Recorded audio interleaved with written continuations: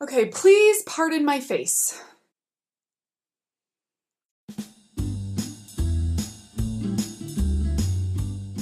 Kim here, sort of. Welcome back. I have to work today. I have a princessing gig. I have a royal engagement. Royalty calls. I am leaving town. As you know, I'm probably already out of town. When this goes up, I will be out of town. I'm gallivanting through New Mexico right now, even though it doesn't look like it. So I had to just film video when I could, have makeup on, and I didn't want to put makeup on 2 different times in 2 different ways in one day. That's ridiculous. So this is what you get today. So I have half a princess face on, and that's just what, anyway. You still love me, right? February's almost gone. That means it's time for a wrap up. January was very impressive for me. I read a crap ton of stuff and I loved like 90% of it. February did not go as well. Instead of reading like 10 books, I read 3 and a little bit, 2.5 and a little bit. Ugh. Anyway, here's what I read in February. First, I co-hosted the It's Only a Read-Along of Curveball. So I read Curveball this month. It was okay. I ended up rating it a 13 out of 20. Curveball is the story of Scarlett, who has grown up with a horribly oppressive father and a very fun-loving sister, and they finally score tickets to the mysterious, magical, wonderful Curveball. And as soon as they get there, her sister goes missing, and this whole Curveball is centered around her and her sister, and her finding her sister. Very typical expected YA fantasy, which is great. Most people probably really like this. I did judge it critically, and I disclaimer that in my thousands of discussion video and my review video, but I gave it a 13 out of 20. I thought it left a lot to be desired in the editing, and I thought that it just, for me, like the mood of it just didn't quite make it. For most people it did, but for me it didn't. But I'm not sad I read it, and so it was still like entertaining and things like that. So 13 out of 20 to Curveball by Stephanie Garber. Super nerd moment. And just judge me all you want. Like, I'm not sorry about what I read. I'm not gonna apologize for it. I will be reading it several times. It's my pocket Constitution of the United States.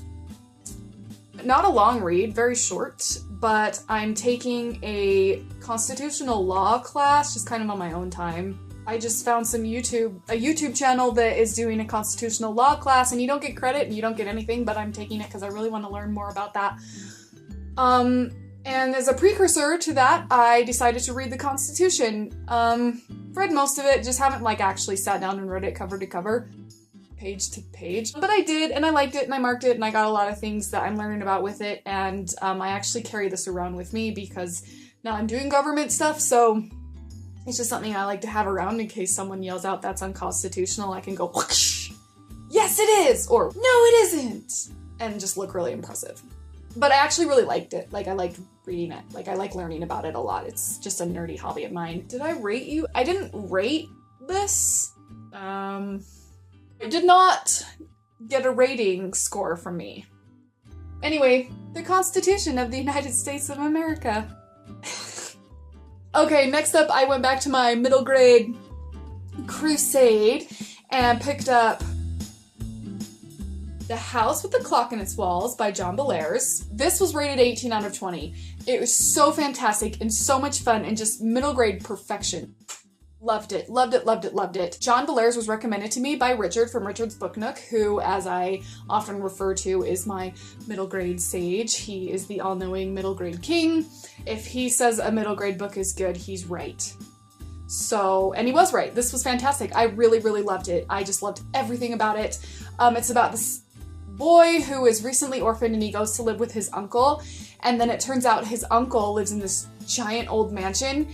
And he and the neighbor lady are like witches and wizards, and they're into magic and things like that. And of course, Lewis decides that he's gonna try his hand at it, and hijinks ensue. It's just like middle grade. sort of protocol, hijinks ensue. I loved it. 18 out of 20 for this John Bellairs book, and it was fantastic, and I cannot wait to track down some more John Bellairs. I need like 1,000 of these books on my shelves. Like, so fantastic. Lastly, I am still plugging away at Trigger Warning by Neil Gaiman. I feel like I've talked about this like 1,000 times on my channel. I feel like I will never finish Trigger Warning, and I want to finish it so bad. Life has not allowed me to just sit down and read and enjoy this, and it's bumming me out because I love Neil Gaiman's short stories. I think that's my favorite writing form for him. I just love what he is able to do with short stories, and so, I don't know, hopefully on this trip I'll be able to really like knock out the rest of this collection because I just want to devour this whole thing. But I am, I don't know, about 1/3 of the way through it.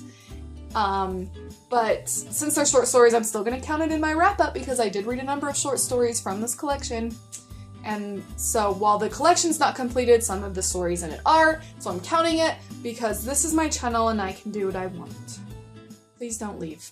That's all I read in February.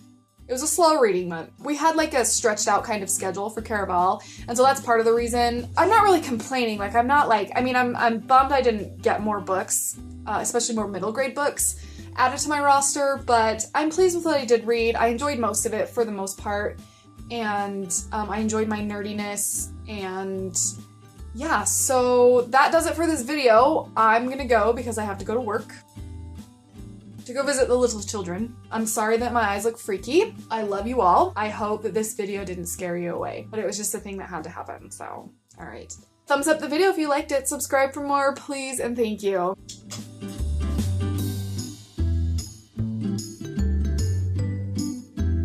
Now it's stuck. Oh, I'm a genius. Rude. First, we did the oats.